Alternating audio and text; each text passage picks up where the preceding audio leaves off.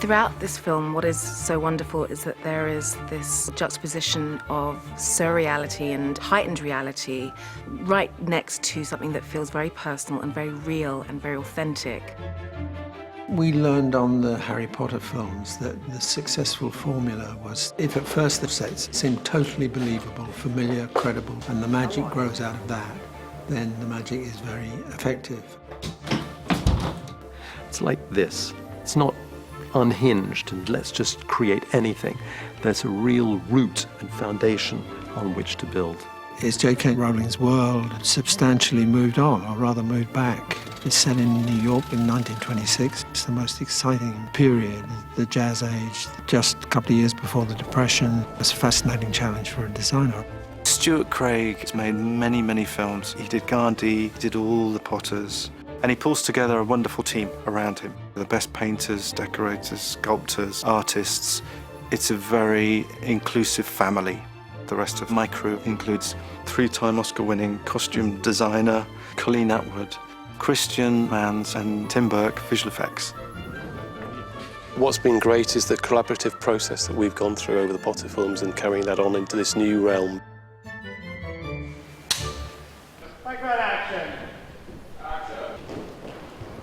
When I started doing this film, I thought that it was going to be green screen. I thought it was going to be a world of green and blue curtains. And what Stuart's done is create the entire world. It's a new Harry Potter world.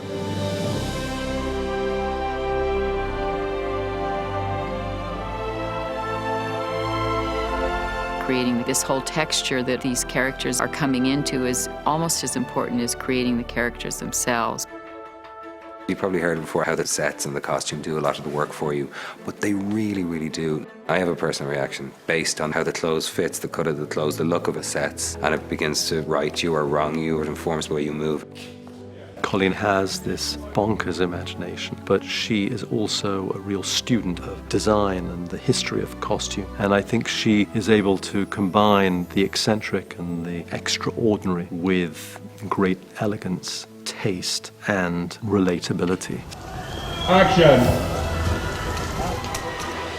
The sets on this piece are quite astounding. These are not smaller sets. Usually there's a mix of a couple of big sets and then lots of small ones. We seem to have big ones and only big ones. This has been a year journey with the art department and me and the previous team working hand in hand. So if nothing else, it's a little surreal to be finally stood on a set that I've been looking at digitally for months.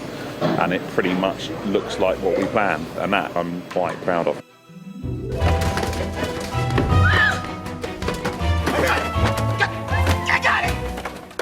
They've just created this visual universe that's so detailed. I mean, right now we're in the subway and it's so gritty and grimy.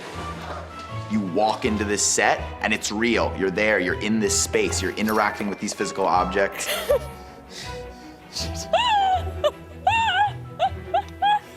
A for effort. It's nice to be able to help the actor feel convinced about what he's doing.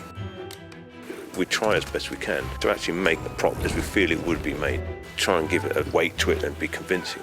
Feels like a real, like a cane. Very cool.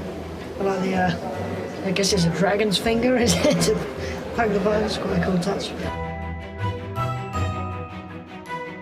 I was opening drawers and there were archives of a made-up newspaper with news articles all the way through that they'd actually written out. Like, this is the level of detail, something that the camera will absolutely never see. Inside a drawer. If you look at all the details on the forms and so on, we're always trying to get every little representation of story in there where we can. Every corner of every set, of every setup is just filled with detail. It just makes it so much easier to lose yourself immediately in the scene and just connect with the actor opposite you, you know? Look at the evidence. This is witchcraft. I was on the set and I picked up an inkwell. And later on, I found my hands were marked, you see, because the inkwell was filled with ink. A lot of danger in going into that set. It is a big team of people making the film. It is not a series of independent departments working in isolation. We work very closely together, and that helps make the film really believable, but the process very enjoyable for us as well, because it's a collaboration and cross-pollination of ideas throughout all of the different departments. Ultimately, our job is to make the audience believe what they're seeing is real, whether it's fantastic or not. It's a rich universe, and it's a wonderful world in which to let one's mind wander and to allow the incredible group of people working on the film to feast their imaginations.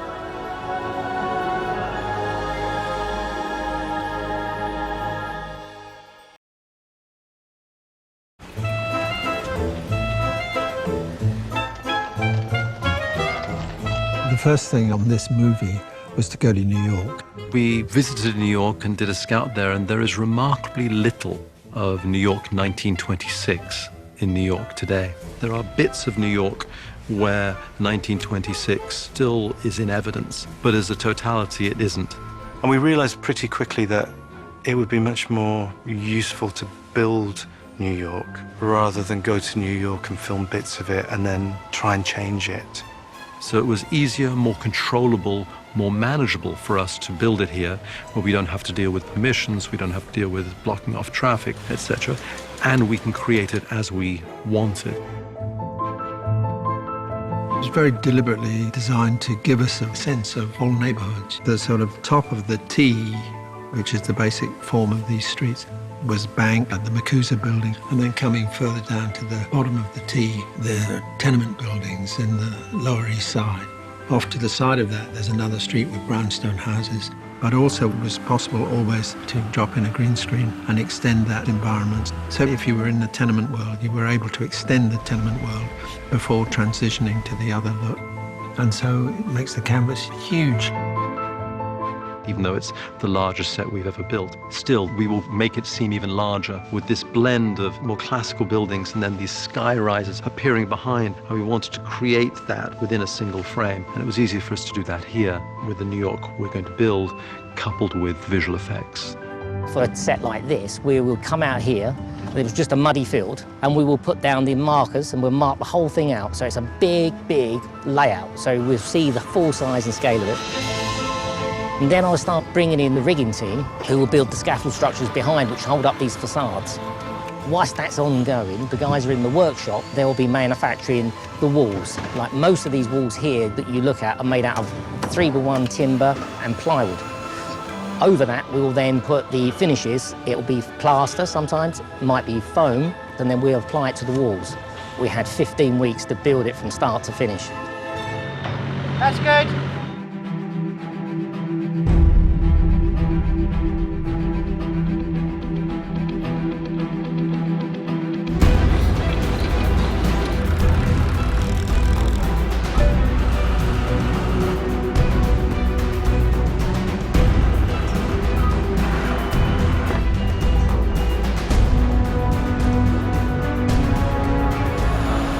We got up to 104 carpenters, 90 so plasterers, 40 painters, 30 riggers, scenic artists, sculptors.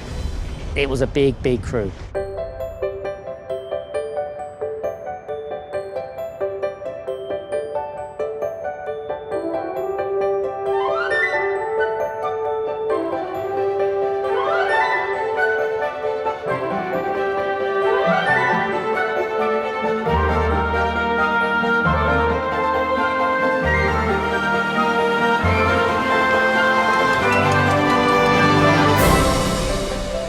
The scale of extras, the scale of the set, the detail of the set, it's pretty mind-blowing. It's incredible. There's all these amazing period details and all the beautiful signage that used to be all over New York. It's really wonderful to experience the time warp of it.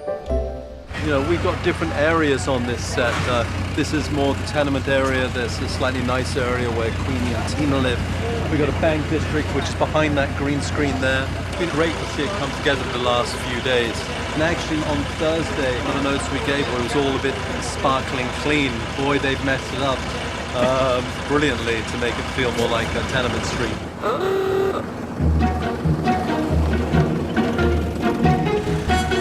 When we had the vehicles travelling around some of the set for the first time. It was a euphoric feeling, seeing all these cars, and the drivers all had a grin ear to ear, and it brought the set to life.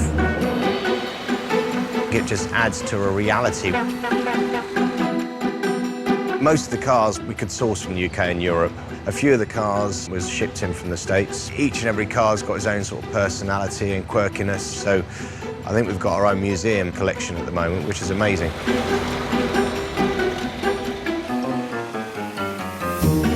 The green tram, essentially it's a milk float cut in half and with some garden benches inside it. One of the earliest references we looked at was a Harold Lloyd video from 1928, and those trams are absolutely everywhere.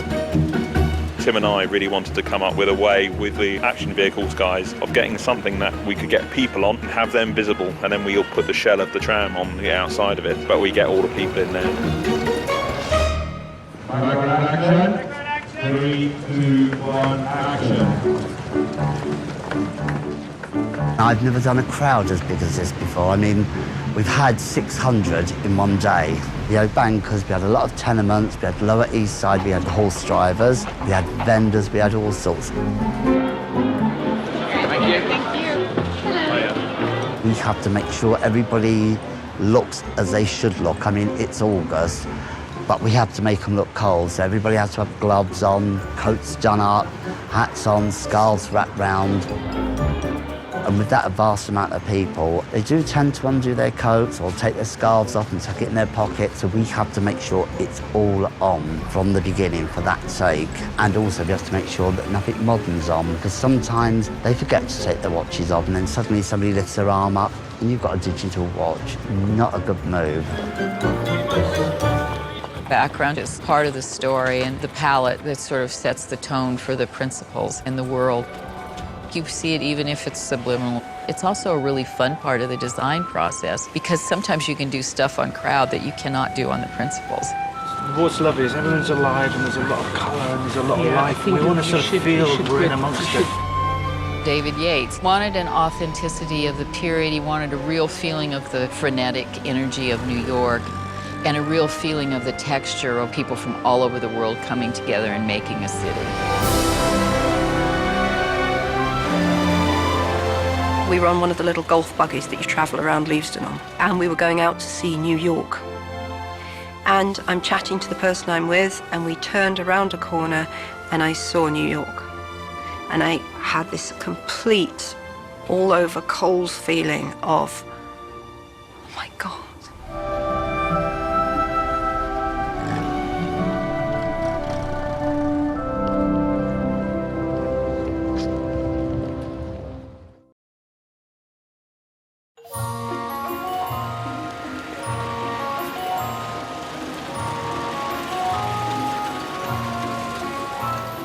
What Joe has done is create this world where wizards and muggles are living side by side, but the muggles are not aware of it. And so the headquarters of MACUSA is the Woolworth building. It's different to the Ministry of Magic in London in the sense that the same building is occupied in different dimensions. So it's a muggle building till you know the right way to get in, and then whoomph, it changes, and then you're inside MACUSA.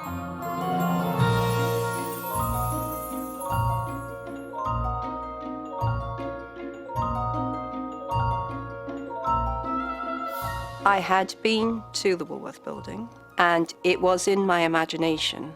And when I was looking for the MACUSA headquarters, I thought of the Woolworth building and went and looked at pictures.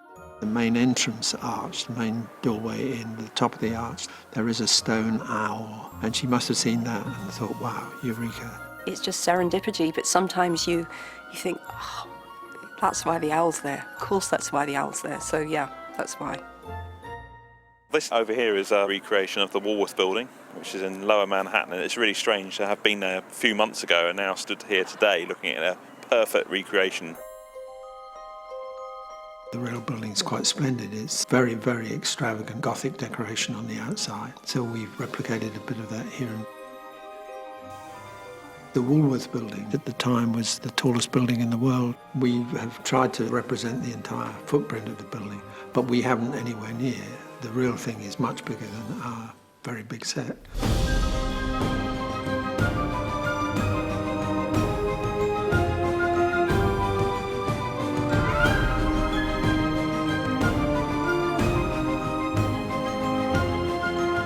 inside the real building. It's not open plan, it's a series of small offices. It's not very inspiring, very interesting, and so I had to think of something to do with it that would actually elevate it to something, well, ultimately magical, really. The chief decision with that in mind was to eliminate the floors. So the lobby level is just open space. All the windows are exposed, and it's this vast, tall cathedral of light. There are basement floors where all the work is done. And the further down you go, the more menial the work and the more dreadful the conditions.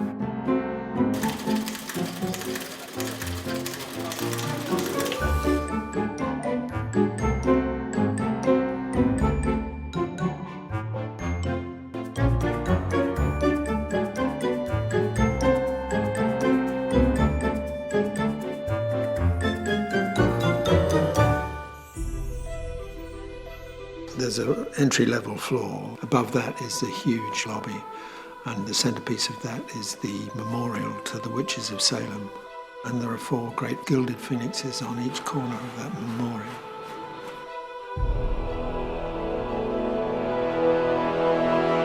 It's a moving monument. When I went and looked at it, it was incredibly touching. It's sad.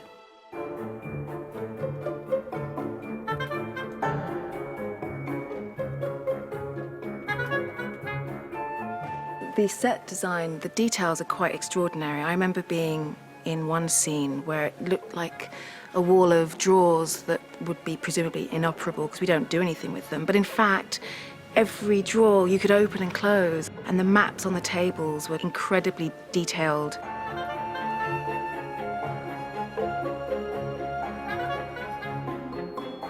Even when we don't use the props, they are there to be sort of soaked up and to add to the detail that this building really embodies.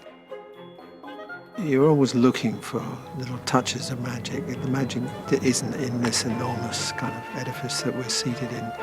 It's in little props and little light sources on desks that actually don't sit on the desk at all, but just levitate slightly. There's a wand polisher, which was a rather delightful prop that we made. The little house elf that operates the wand polishing machine puts the wand in these big ostrich feather buffers. That's actually not very magical, but it's charming.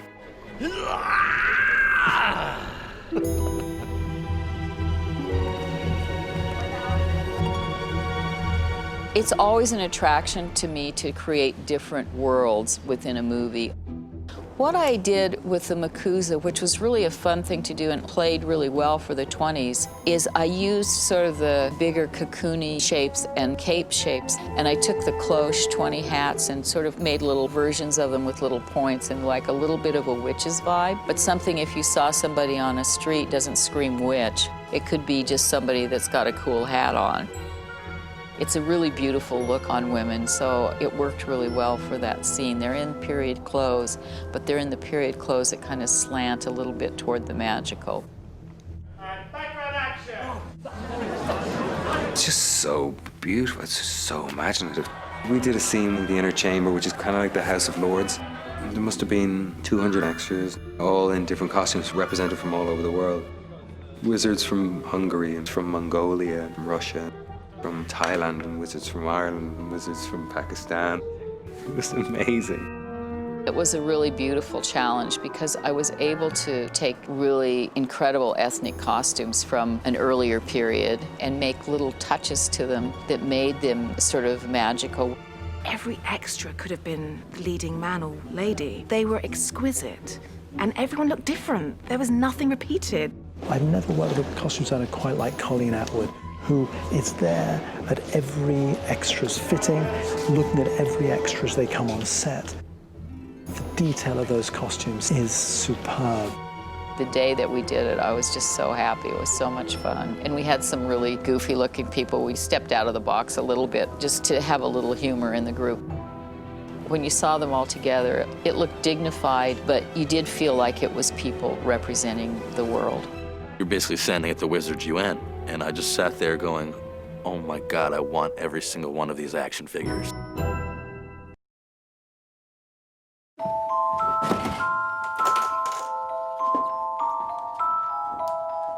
The interior of Newt's suitcase is the heart of the film.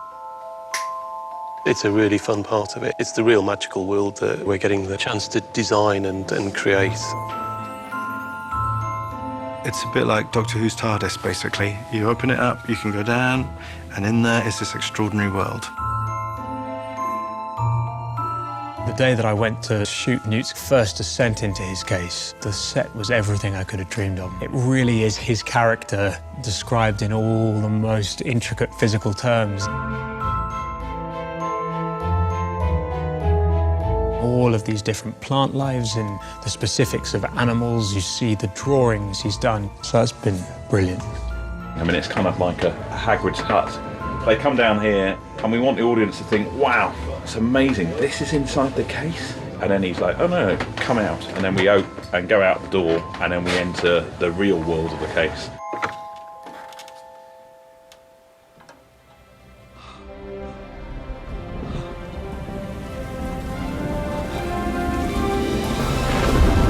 Come on, down you come.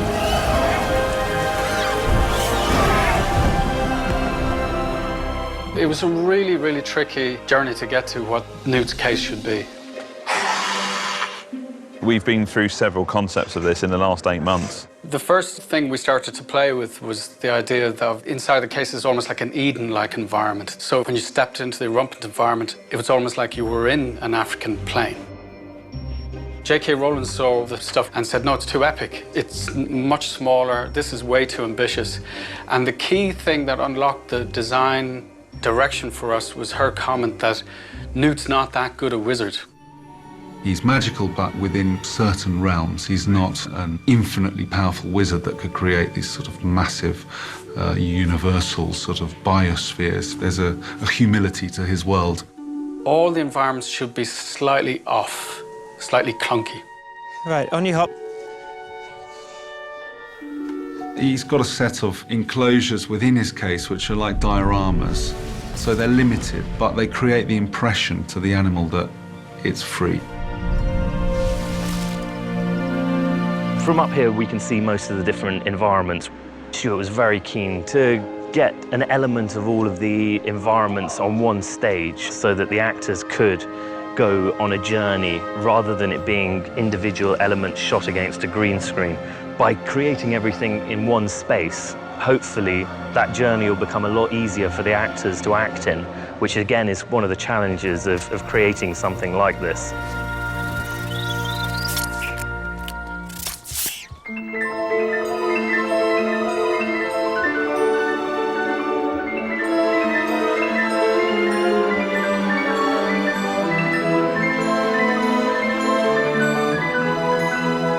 Each environment is like a museum diorama, but the painted backing will be moving, like the old Harry Potter moving paintings.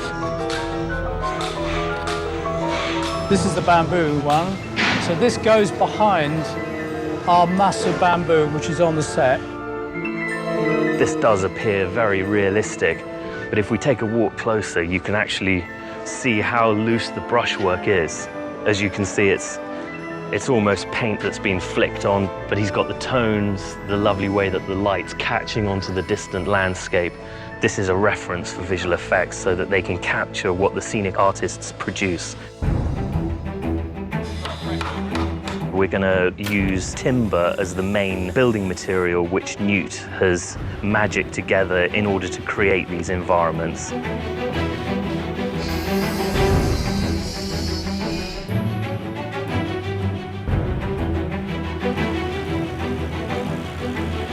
Where there were painted backcloths and simple carpentry. It's a bit like Buffalo Bill's Wild West Show, that sort of traveling circus. What they built here, they pulled it off, man. You know, I come from theater. You got to imagine everything. And for them to awe you tangibly is it's very impressive. I don't think I'm dreaming. Oh, give it away. I ain't got the brains to make this up.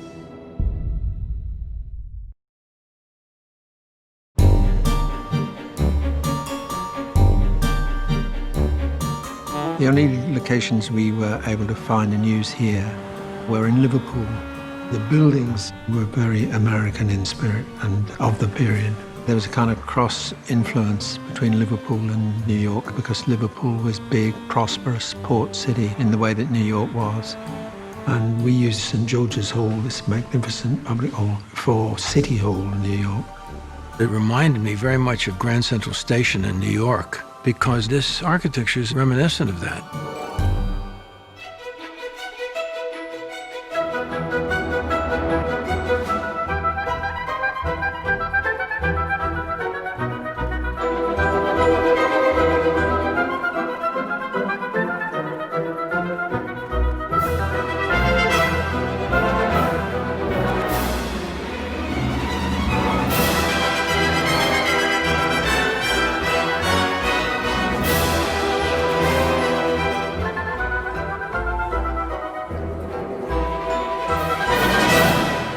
It looks amazing. All the tables look great. Everyone dressed 1920s to the nines. Everyone that was in the crowd actually was doing a character and doing their stuff. It was all amazing. There's thousands of costumes here. Fittings constantly are going on. What I do is I sort of choose a costume, they get it on them, I look at it, we decide if it's the winner or not, and then we fit it and accessorize it. And then it goes off to be altered. And then it's put back together, and hopefully that person shows up on the day they're supposed to show up on. This is where everybody comes and gets dressed in the morning. It will be heaving in here with 200 people. And then Colleen has to have a look at every one of them. She might change something. She might say, oh, give them a different coat, or give them a different scarf, or give them a different tie. So nothing's actually set in stone.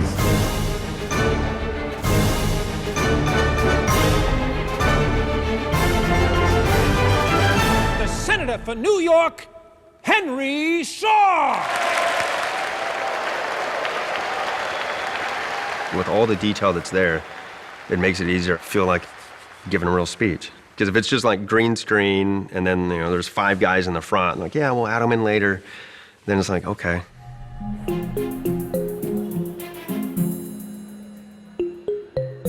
There's a 50-foot poster of my face.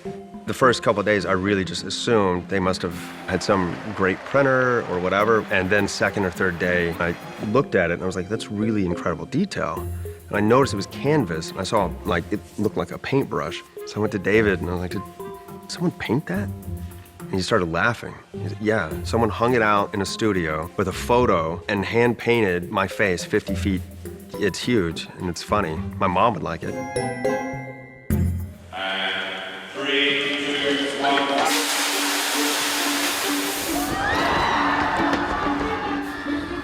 We wanted our stunt team to hit the tables hard and come off the tables with a lot of energy. Not something that they could run and jump themselves, that's the difference. We had to make this look like they weren't doing it themselves. We've got these chairs here, which we've made of foam. I don't want to ruin the guy's work, but that's easily breakable. So these are for stunts to crash into, have them flying through the air, and if it hits them, it's not going to hurt them. These are tabletops for City Hall. Similar sort of scenario to the chairs. We're making them light, so if they hit the stunt performance, that's not going to hurt them. The guys we had smashing into the tables, yeah, that was pretty gnarly.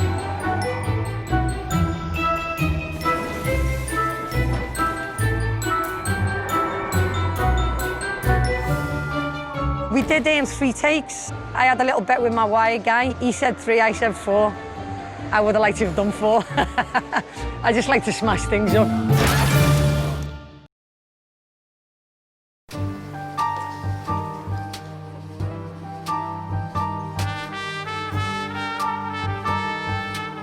The blind pig, which is one of the few moments in the film where we get the real magical world.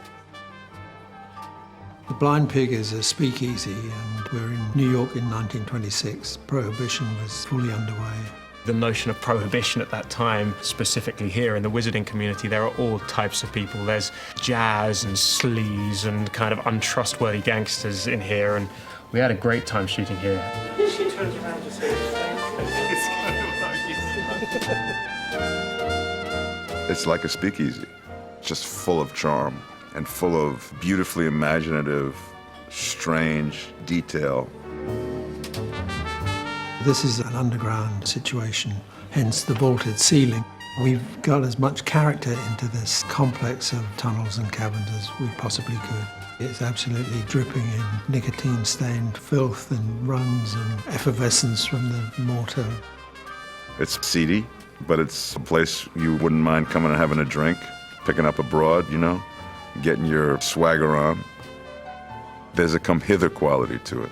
I don't care how cynical you are, you're going to come into this world wide-eyed and full of wonder. You want a real good time? Show up at the Blind Pig.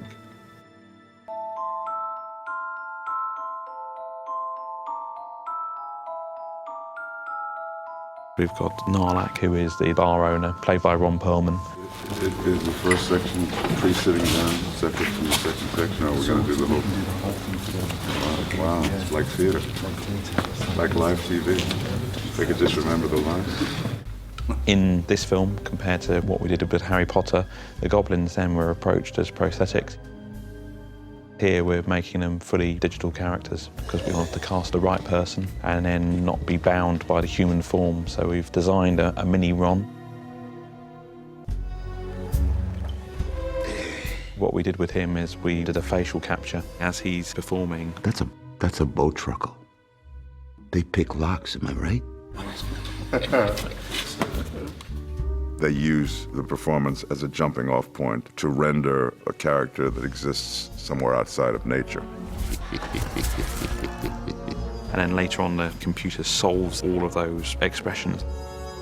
You get 70% of the performance from that, then it's animation on top of that. What it means is it's fantastic to get you a long way there very quickly. But as always, it's the final 20% that will take us the 8 months. You ask a lot of questions, Scamander. That can get you killed. You have to imagine that every time you move your arm or your hand, you're leaving these wonderful trails behind.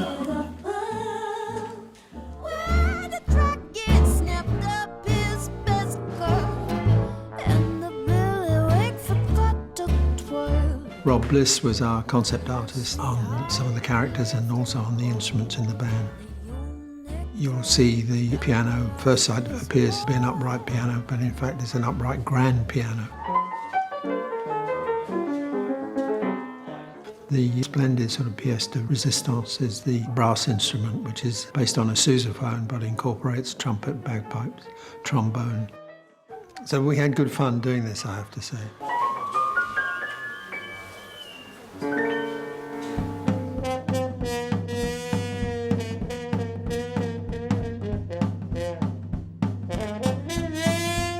The Blind Pig was one of the fun sets to be involved because it's quite funny and everyone that goes there are criminals and you have to have your wanted poster there too.